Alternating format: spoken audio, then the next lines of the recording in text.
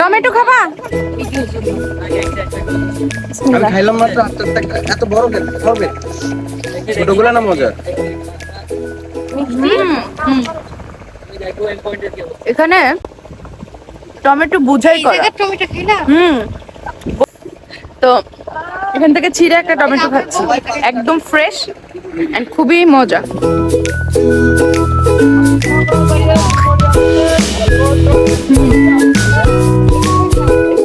খাবা? এই টমেটো খাবা? আমি খেয়েছি একটু আগে।